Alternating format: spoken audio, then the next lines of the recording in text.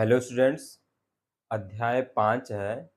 इस अध्याय का नाम है समांतर श्रेणियाँ, जिसे हम इंग्लिश में क्या कहते हैं, अर्थमेटिक प्रोग्रेशन। अब इसे पढ़ना है। समांतर श्रेणी क्या होता है उसके बारे में जानना है। ये आपको 5 श्रेणी दिख रहा है। प्रश्नावली 5.1 पढ़ने से पहले आपको ये जानना जरूरी है।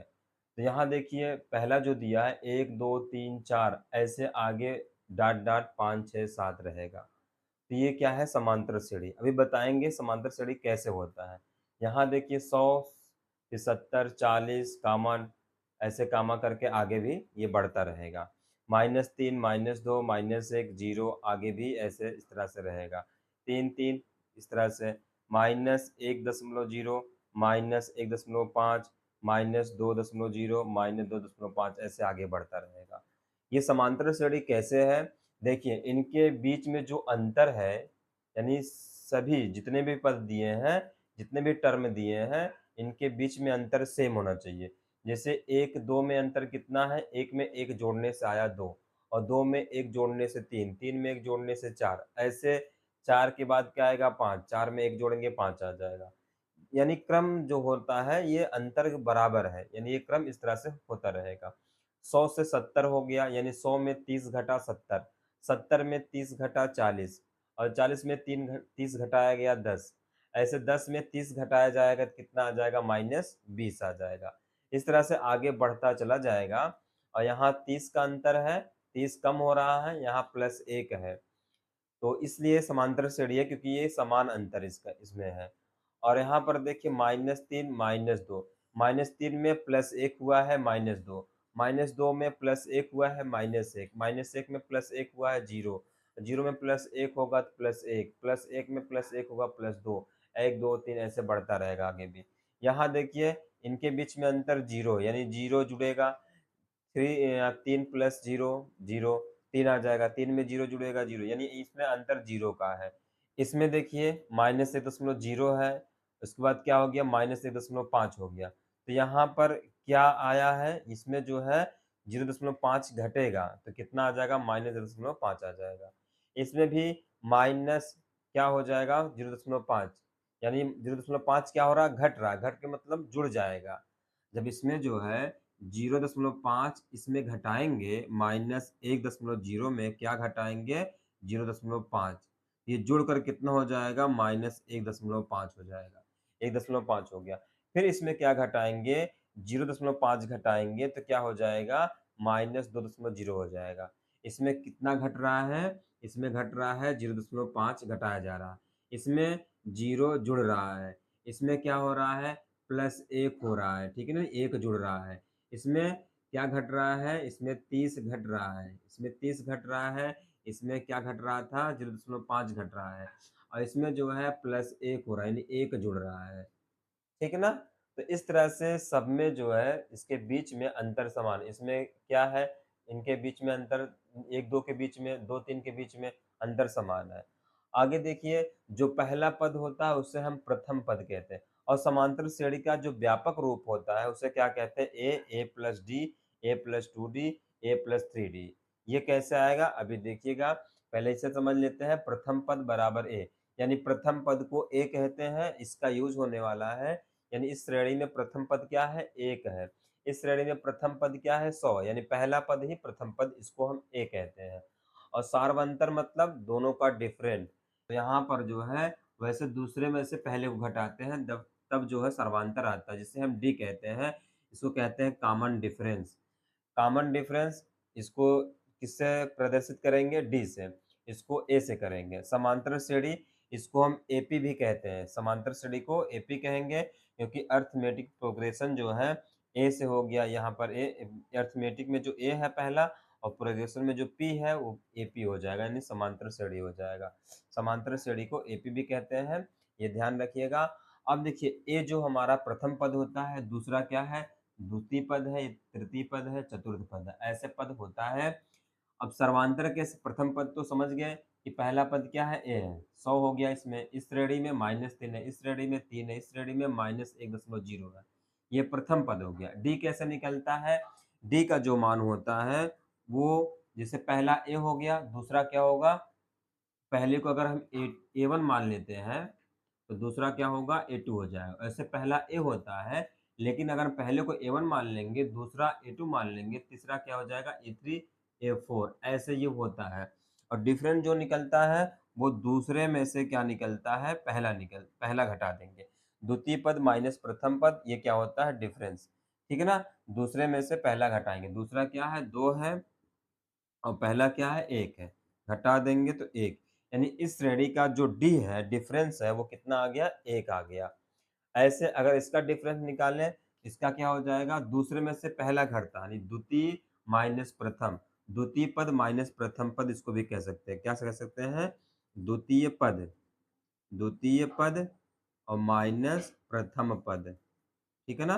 द्वितीय पद माइनस प्रथम पद, द्वितीय पद A2 और प्रथम पद A1 हो गया। तो इस तरह से द्वितीय में से प्रथम घटा देंगे वो डिफरेंस होता है। ऐसे इसका क्या डिफरेंस हो जाएगा, इसका क्या है, द्वितीय पद 70 है और प्रथम पद क्या है 100 है।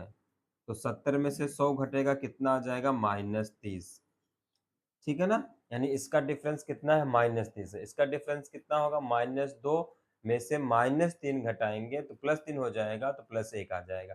3 में से 3 घटाएंगे 0 हो जाएगा, इसमें से ये घटाएंगे तो -0.5 हो जाएगा। तो ये डिफरेंस आया है सभी श्रेणी का। तो ये श्रेणी क्या है, समांतर श्रेणी है। और प्रश्नावली 5.1 का जो पहला प्रश्न है उसमें चेक करना है, प्रश्न दिया है और बताना है कि क्या ये समांतर श्रेणी है, अगर समांतर श्रेणी है तो क्यों है, कैसे है। और इसे देखिए समांतर श्रेणी का व्यापक रूप ये कैसे बना है, पहला ए है, दूसरा क्या है a प्लस डी है, यानी दूसरा जो है डी जो अंतर आ रहा है ए में वो जोड़ देंगे तो आ जाएगा। तीसरा क्या होगा a प्लस 2d होगा।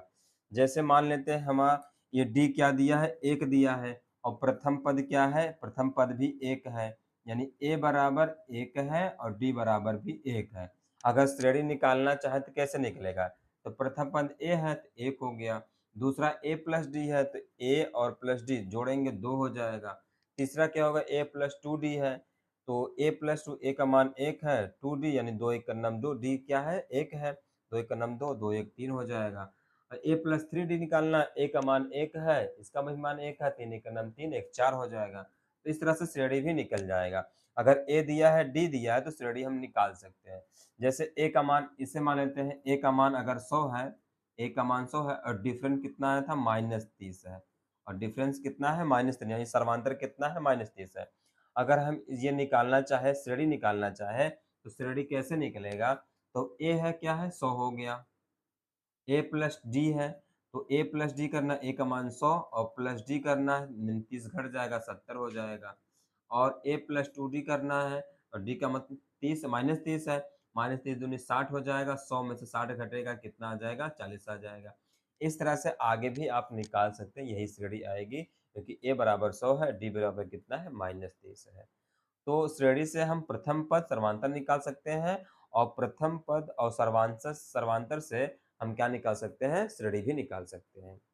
अब आगे देखते हैं प्रश्नावली है, प्रश्नावली 5.1 में इसमें पहला प्रश्न है, निम्नलिखित स्थितियों में से किन स्थितियों में संबंध संख्याओं की सूची एपी है और क्यों। तो इसमें बताना है कि जो यहाँ पर संख्याओं की जो दिया गया सूची वो एपी है और क्यों है।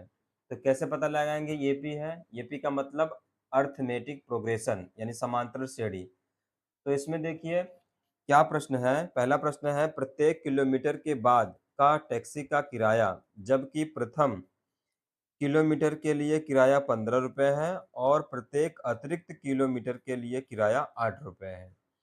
तो इसमें कहा जा रहा है कि अगर प्रथम किलोमीटर चलेंगे तो किराया कितना है 15 रुपये, अगला जब किलोमीटर चलेगा तो वहाँ पर 8 रुपये है।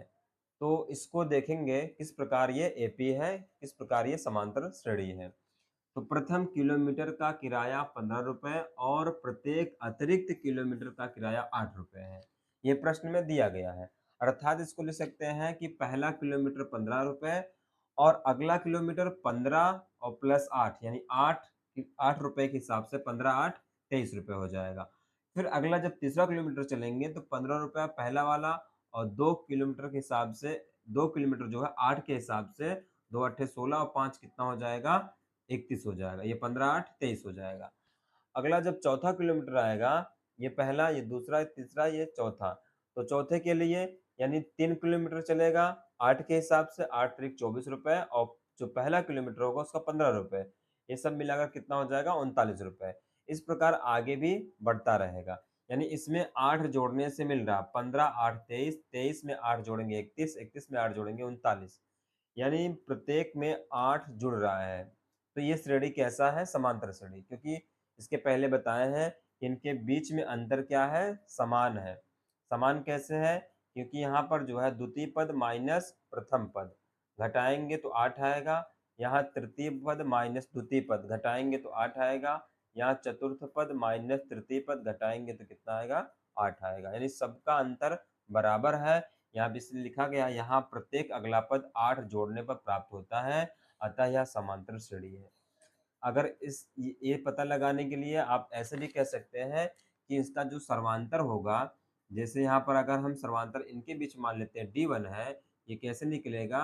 A2 माइनस A1, यानी दूसरे में से पहला घटेगा तो कितना आ जाएगा? D1। पहला सर्वांतर अगर निकालते हैं, ये पहला है, दूसरा, तीसरा, ये सर्वांतर D1 D2 D3 सबका बराबर अगर आता है तो समांतर श्रेणी में है। A2 का मान कितना है? 23 है, माइनस A1 का मान कितना है? 15 है। 23 में से 15 घटा देंगे तो 8 आ जाएगा। इसी प्रकार अगर हम D2 निकालेंगे, D2 कैसे निकलेगा? ये पहला हो गया, दूसरा यानी द्वितीय, तृतीय, तृतीय क्या है? A3 माइनस द्वितीय क्या है? A2 हो जाएगा। तो यहाँ पर D2 बराबर क्या निकल जाएगा? A3 कितना है? 31, और माइनस A2 कितना है? 23 है। इसको भी घटा देंगे, कितना आ जाएगा? D2 बराबर 8 आ जाएगा।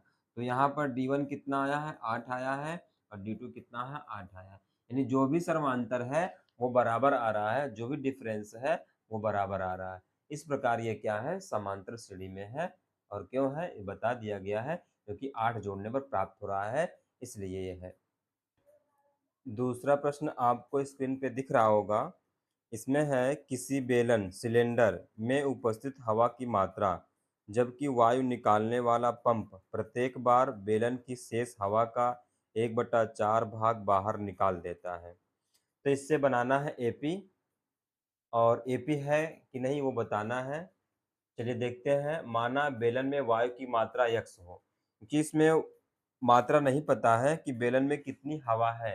इसमें जो हवा है वो वायु की, यानी जो वायु है उसकी मात्रा कितनी है, या हवा की मात्रा या वायु की मात्रा कितनी है, x हो। तो जब x हो जाएगा तो पहला x हो गया। अब इस x में से कितना निकल रहा है? इसका 1/4 भाग, यानी x का 1/4 भाग 1/4 से गुणा कर देंगे x में, 1/4 से गुणा कर देंगे x में, 1/4 भाग निकाल देंगे, x में शेष बचेगा। तो यहाँ पे देखिए x/4 होगा, 4 का x में गुणा हो जाएगा 4x, और 4x में से x निकल जाएगा 3x/4, यानी इसको हल कर देंगे 3x/4। ये पहला पद हो गया, दूसरा पद हो गया। तीसरा क्या कह रहा है? फिर जो शेष है, इस शेष में इस शेष का चौथाई भाग निकाल देंगे, यानी 1/4 भाग निकाल देंगे। 3x/4 ये शेष है। अब ये इसमें से क्या घटाएंगे? इसी का 1/4 भाग, 1/4 गुणे 3x/4, 3x/4 का 1/4 भाग निकालेंगे जो शेष है। ये 4 चौक 16 हो जाएगा, एलसीएम 16 होगा, 4 से भाग करेंगे 4 बार जाएगा, 4 तियां 12x हो जाएगा। एलसीएम कितना आएगा? 16 आएगा। तो ये 12x हो गया, माइनस 4 चौक 16, और 16 में 16 से भाग करेंगे 1 बार जाएगा, 3x से गुणा करेंगे 3x हो जाएगा। तो 12x माइनस 3x कितना आ जाएगा? 9x/16। तो पहला पद x है, दूसरा 3x/4 हो गया, तीसरा क्या हो गया? 9x/16 हो गया। ये तीनों पद लिख दिए। आगे भी इस तरह से हम पद निकाल लेंगे। यानी शेष कितना है? 9x/16 है। इसमें से माइनस करेंगे 9x/16 का 1/4 भाग, फिर आ जाएगा अगला पद। ऐसे अगला पद निकाल देंगे। तो तीन ही पद से हम चेक कर लेंगे ये एपी है कि नहीं। यहाँ सर्वांतर D1 क्या निकल रहा है? A2 minus A1। A2 क्या है? ये है। A1 क्या है? ये है। A1 A2 A3 है। A2 में से A1 निकालेंगे, यही सर्वांतर निकालेंगे, डिफरेंस निकालेंगे कितना है। ये A1 D1 मान लेते हैं। A2 का मान 3x/4 है, और x A2 का A1 का मान कितना है? x है, माइनस x कर देंगे। इन दोनों का एलसीएम कितना आएगा? 4 आएगा। यहाँ पे 3x हो जाएगा, और 4 तियां, ये 4 एक नम 4x हो जाएगा, क्योंकि इसका हर एक होगा, 1 से भाग करेंगे 4 में 1 बार जाएगा, तो 4 4 4 बार जाएगा तो 4 से गुणा कर देंगे x में, 4x हो जाएगा और 3x में से 4x घटेगा तो -x/4 आ जाएगा। और सर्वांतर d2 जब निकालेंगे तो a3 माइनस a2 निकलेगा। 3 कितना है? a3 माइनस a2 निकलेगा, यानी 9x/16 है। a3 का मान, a2 का मान 3x/4 है। इन दोनों का एलसीएम कितना होगा? 16। 16 में भाग करेंगे, एक बार जाएगा, एक का गुणा 9x में कर देंगे, 9x हो जाएगा और 4 चौक 16, 4 बार गया, 4 तिया 12x हो जाएगा, माइनस है, माइनस लग जाएगा। 9x में से 12x घटेगा, -3x आएगा, क्योंकि ये माइनस है प्लस है, 12 में से 9 घट जाएगा, -3x/16 हो जाएगा। तो यहाँ देखिए सर्वांतर d1 कितना आ रहा है? -x/4 आ रहा है। यहाँ d2 कितना आ रहा है? -3x/16 आ रहा है। तो डिफरेंस समान नहीं है। जब डिफरेंस समान होता है तभी तो एपी होता है, तभी अरिथमेटिक प्रोग्रेशन होता है, समांतर श्रेणी होता है। यहाँ d1 is equal not d2 है, यानी बराबर नहीं है d1 d2, तो इसलिए सर्वांतर समान नहीं है। सर्वांतर समान नहीं है तो सर्वांतर जो आ रहा समान नहीं है, इसलिए यह समांतर श्रेणी नहीं है। इसलिए क्या हो जाएगा? समांतर श्रेणी नहीं होगा। प्रश्न नंबर 3 है, इसमें है प्रत्येक मीटर की खुदाई के बाद एक कुआं खोदने में आई लागत, जबकि प्रथम मीटर खुदाई की लागत 150 रुपये है और बाद में प्रत्येक मीटर खुदाई की लागत 50 रुपये बढ़ती जाती है। तो इसमें कुआं है, कुआं की जो खुदाई कर रहे हैं, तो प्रथम मीटर अगर खुदाई करेंगे तो 150 रुपये लग रहा है। अगला मीटर जब खुदाई करेंगे तो 50 रुपये के हिसाब से बढ़ती जाती है। तो प्रथम मीटर की खुदाई की लागत कितनी है? 150 रुपये और बाद में प्रत्येक मीटर की खुदाई की लागत 50 रुपये बढ़ती जाती है। यानी पहला मीटर खुदाई करेंगे तो 150 रुपया, अगला मीटर करेंगे तो 50 रुपया, फिर अगला करेंगे 50 रुपया, इस तरह से बढ़ता जा रहा है। इसलिए श्रेणी क्या हो जाएगी? 150 पहला और दूसरा 50 जुड़ेगा, 150 में 50 जुड़ेगा और तीसरा क्या हो जाएगा? 150 पहला और दूसरे में 50, तीसरे में 50, 2 गुणे 50 हो जाएगा। ऐसे अगला जो होगा वैसे 150 प्लस 3 गुणे 50 हो जाएगा, तो 3 के लिए 50-50 और पहला 150। इस तरह से श्रेणी क्या बन जाएगी? 150 और 150 50 200 हो जाएगा, ये 250 हो जाएगा। अगला ऐसे भी आगे बढ़ता रहेगा। चूंकि प्रत्येक पद में 50 का वृद्धि हो रही है, इसलिए यह समांतर श्रेणी है, इसलिए यह एपी है। क्यों है? बता दिया गया, क्योंकि 50 की वृद्धि हो रही है, इसलिए क्या है? ये एपी है, अरिथमेटिक प्रोग्रेशन है। चौथा प्रश्न देखिए, आपको स्क्रीन पर दिख रहा होगा, खाते में प्रत्येक वर्ष का मिश्रधन जबकि 10,000 की राशि 8% वार्षिक दर से चक्रवृद्धि ब्याज पर जमा की जाती है। अब खाते में प्रत्येक वर्ष मिश्रधन क्या होगा, ये बताना है, जबकि उसमें राशि 10,000 की राशि है और 8% चक्रवृद्धि ब्याज पर उसको जमा किया जा रहा है। प्रत्येक वर्ष का मिश्रधन जबकि एक 10,000 रुपये की राशि 8% वार्षिक की दर से चक्रवृद्धि ब्याज पर जमा की जाती है, ये प्रश्न में कहा गया है। तो खाते में जमा धनराशि प्रत्येक वर्ष के लिए, यानी पहले वर्ष में कितना पैसा है, दूसरे वर्ष में कितना होगा, तीसरे वर्ष में कितना होगा, ऐसे चौथे वर्ष में कितना होगा, इस प्रकार यहाँ पता लगाएंगे। तो पहले वर्ष कितना जमा किया गया? 10,000 रुपये। दूसरे वर्ष 10,000। चक्रवृद्धि ब्याज है, चक्रवृद्धि ब्याज का सूत्र क्या होता है? यहाँ पर ए बराबर पी 1+r/100 पावर n होता है, ये चक्रवृद्धि ब्याज का सूत्र था। तो पहले साल के लिए, यानी ये पहला ये हो गया, एक जमा होगा पहली बार और पहले साल के लिए n बराबर 1 होगा, दूसरे साल के लिए क्या होगा? n बराबर 2 होगा। इस प्रकार 1000, यानी ये मिश्रधन है हमारा, क्या है? p है, ये मिश्रधन है। तो 1+r/100 पावर 1, n का 1 लगाएंगे या नहीं लगाएंगे तो कोई मतलब नहीं इसका है। और यहाँ पर 10,000 प्लस 8/100 घात क्या हो जाएगा? 2। यहाँ पर देखिए 10,000 होगा, यहाँ पर कितना होगा? 10,000। तो 10,000 हो गया पहला और दूसरा 10,000 108, 100 का 1 में गुणा हो जाएगा, 100 1 नाम 100, 8 जुड़ेगा, 108/100 हो जाएगा। यहाँ पर 10,000 गुणे 108 1 नाम 108, 100 1 नाम 100 हो जाएगा और 100 में 8 जुड़ेगा तो 108 हो जाएगा। तो यहाँ पर 108/100 हो गया, क्योंकि घात 2 लगा है तो 108/100, यानी 2 बार गुणा कर लेंगे। तो इस प्रकार देखिए यहाँ पर 0 0 से कट जाएगा, यहाँ भी ये 0 0 से कट जाएगा, ये 0 से ये 0 कट जाएगा। तो यहाँ पर एक 10,000, यहाँ पर 100 का 108 में गुणा होगा, कितना होगा? 10,800 हो जाएगा। ये तो खत्म हो गया, 108 गुणे 108 कितना हो जाएगा? 11,664 हो जाएगा। ऐसे आगे भी श्रेणी बन जाएगी, ठीक है ना? श्रेणी यहाँ भी आगे ऐसे बना सकते हैं घात 3 लगा करके। तो 3 पद से ही निकाल सकते हैं, हम चेक कर लेंगे। तो यहाँ समांतर यानी डिफरेंस जो है D1 क्या आ रहा है? पहला इसमें बीच में क्या अंतर है? A2 में से A1 घटेगा यानी यहाँ 10,800 में से 10,000 घट जाएगा तो 800 बचेगा। D2 कितना आ रहा है? इनके बीच में डिफरेंस कितना आ रहा है? तो A3 माइनस A2 होगा, तो ये कितना है? 11,664।